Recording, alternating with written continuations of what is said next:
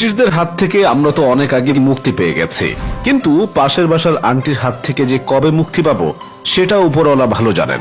উনি মানবতার torch light জ্বালিয়ে মানব সেবা করে থাকেন, আর এই মানব সেবার ফলস্বরূপ আমাদের বাবা মা 2 বেলা খাবার বন্ধ করে দেন, আবার কাউকে কাউকে পশ্চাৎ দেশে লাথি মেরে বাসা থেকে বের করে দেন। আজ সকালে দেখি ফেসবুকে এক মেয়ে পোস্ট করেছে, আমার বাপ মায়ও আমার বিয়ে নিয়ে এতটা চিন্তা করে না যতটা চিন্তা পাশের বাসার আন্টি করে।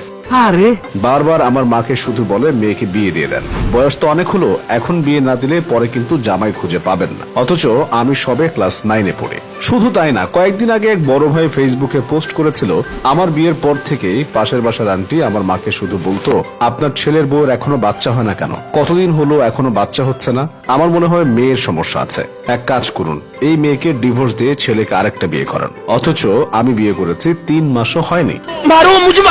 আপনার জীবনে কি চলছে না চলছে সেটা হয়তো আপনি নিজেও জানেন না, কিন্তু পাশের বাসার আন্টিকে গিয়ে জিজ্ঞেস করুন আপনার জীবনে কি চলছে। উনি তোতা পাখির মতো হর হর করে সব বলে দিবে আপনার জীবনে কি চলছে না চলছে।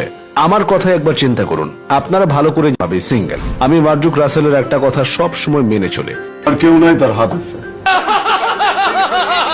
এই বাণী বুকে ধারণ করে জীবনের 21টা বসন্ত কাটিয়ে ফেলেছে। একদিন আমার বন্ধু সুন্দরী মেয়ের ফোন নাম্বার দিয়ে কইল, আর কত পাসপোর্ট ভিসা বাদে অন্য দেশে ঢোকার ট্রাই করবে, এই নে এঞ্জেল সাদিয়ার নাম্বার, এবার কিছু করে খা।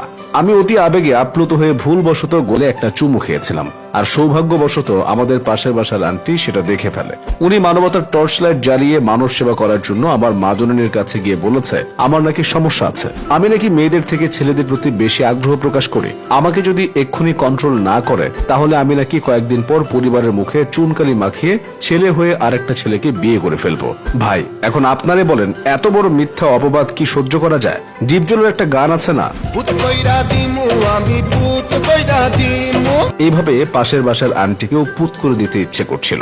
আন্টির মুখ থেকে এমন কথা শুনে আমার বাপ মা আমার পশ্চাৎ দেশে লাথি মেরে বাসা থেকে বের করে দিল। আমার মাঝে মধ্যে মনে হয় আমাদের বাবা মা আমাদের থেকে পাশের বাসার আন্টিদের কথা বেশি বিশ্বাস করে।